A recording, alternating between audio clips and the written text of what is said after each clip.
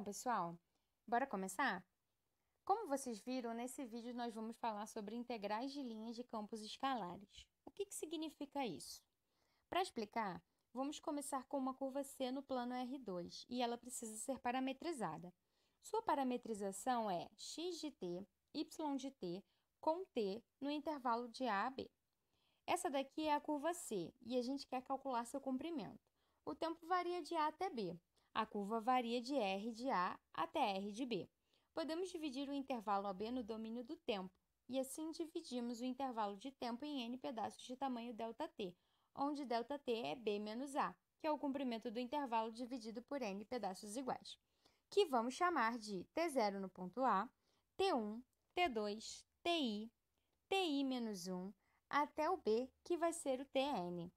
Cada ponto desse vai ser marcado na curva, e assim ficará R de A, que é igual a T0, R de T1, R de T2, R de T3, R de T4, RTI, RTI menos 1, e assim por diante, até chegarmos ao R de B, que é o RTN. Após marcarmos os pontos para calcularmos o comprimento, vamos aproximar a curva pela poligonal, que é uma sequência de segmentos de reta que vai ligar esses pontos. Assim, temos um segmento de reta aqui e outro ali. E assim vai. Eles podem parecer com a curva, mas são retas que acompanham a curva. Quanto menor o ΔT, mais em cima da curva vai ficar o segmento de reta. Vamos calcular o comprimento de cada segmento de reta do ponto PI menos 1 até o ponto PI, como somatório de 1 até n. Então, do P1 até o P2, do P2 até o P3, do PI menos 1 até o PI e do PN menos 1 até o PN. Vamos chamar o PI menos 1 PI de ΔSI. É essa medida aqui. Ou seja, para cada I você tem um ΔS e ele vai variar. ΔSI nada mais é do que a norma da diferença entre o R de TI menos R de TI menos 1. Então, pegamos a posição R de TI menos R de TI menos 1 e ela nos dá um vetor. A norma dele será o comprimento naquele ponto. Para facilitar, podemos dividir R de TI menos R de TI menos 1 por ΔT e multiplicar por ΔT. Isso aqui é o vetor norma de R de TI menos R de TI menos 1 sobre ΔT. Esse vetor é igual ao vetor tangente em um ponto no interior do intervalo, ou seja, um ponto TI asterisco. Isso é o teorema do valor médio, que nos diz que se temos um segmento secante a uma curva em algum ponto do interior da curva, temos o vetor tangente que tem a mesma inclinação do secante. Então, aqui podemos substituir pela derivada do R em algum TI asterisco entre o TI menos 1 e o TI dentro da norma, multiplicado pelo ΔT. Isso nos dá que o comprimento da curva é o somatório de R em algum TI asterisco vezes ΔT. Por fim, esse cálculo é o ΔSI. Sempre pegamos pedaços pequenos e fazemos essa soma aproximada, mas vale observar que essa soma é exata quando o número de pedaços tende ao infinito e ΔT tende a zero. À medida que aumentamos o número de pedaços, aproximamos mais a curva da poligonal, ao ponto de quase não dar para distinguir uma da outra. Assim, fazendo isso no limite, teremos o comprimento exato.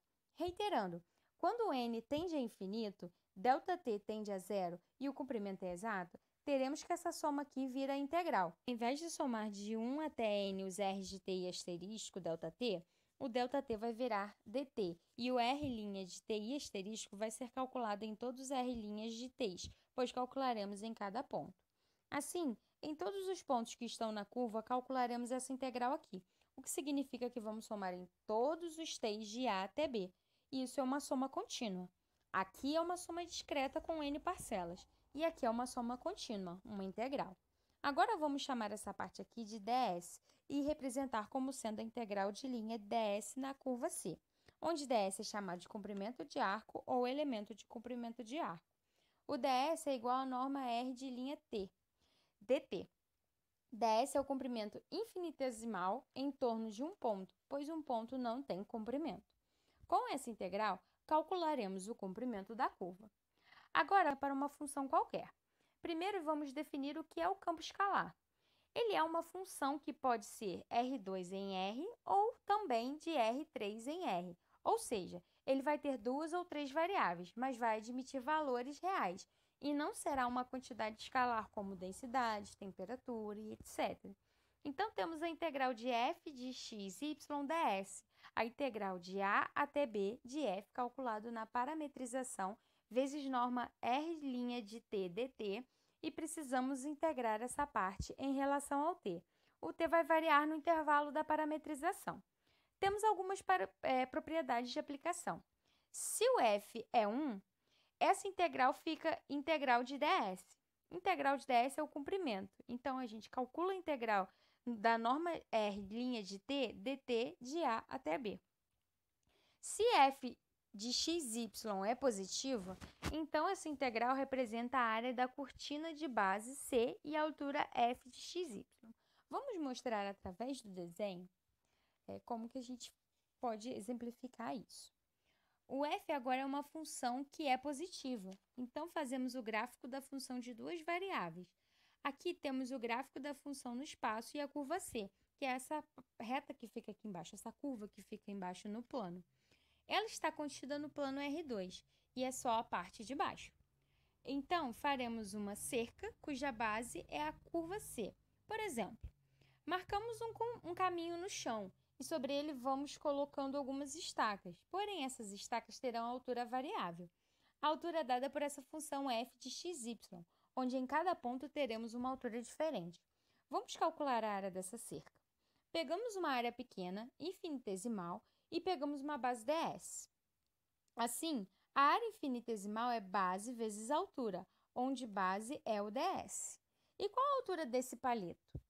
Ela é f de x, y, onde o ponto está apoiado, onde esse palito está apoiado, né? Aquele ponto. Então, temos que f de x, y, ds é a área infinitesimal. Logo, a área total é a integral de f de x, y, ds, tomando todos os x, y da curva. Propriedades. Se temos uma curva contínua por partes, que é, na verdade, uma curva suave por partes, e que pode ser escrita como a união de n curvas distintas, onde cada curva é suave. Não necessariamente a união vai ser suave, pois podemos ter bicos.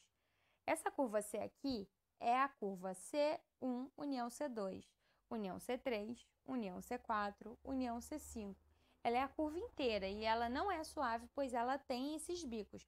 Mas entre cada bico, a gente pode definir uma curva suave. Então, a curva C é a união de curvas suaves. É a integral de linha de f ds em C. É a soma das integrais de f ds em cada CI. Calcula o comprimento em cada curva suave e depois a gente soma. Temos uma outra propriedade. Se menos c é a curva C percorrida no sentido contrário, então essas duas integrais são iguais. Isso significa que se temos aqui uma curva C nesse sentido, a curva menos C é o mesmo objeto matemático, só que percorrido no sentido contrário. Isso não altera o valor, pois essa integral é em relação ao comprimento de arco. Vamos agora mostrar um exemplo de aplicação. Qual a área da superfície entre o gráfico de f de xy igual a 1 mais xy ao quadrado e a curva r de t igual a t e 2t, com tempo de 0 até 1. Bom, a gente tem que t e 2t é uma reta. E aqui temos a função. O gráfico dessa função é uma linha aqui por cima. A área entre essa linha e essa linha aqui de baixo é o que a gente quer. A integral de linha da função f ds, ela nos mostra a área que a gente procura, né? Então, para calcular, começamos com a parametrização. Depois, derivamos. A derivada de t é 1, derivada de 2t é 2. Precisamos tanto da parametrização quanto da norma do vetor velocidade. Isso aqui é a raiz quadrada deste ao quadrado mais este ao quadrado. Raiz quadrada de 1 mais 4, raiz de 5. Raiz de 5 é esse objeto. Agora, pegamos a f e substituímos na parametrização. X e y.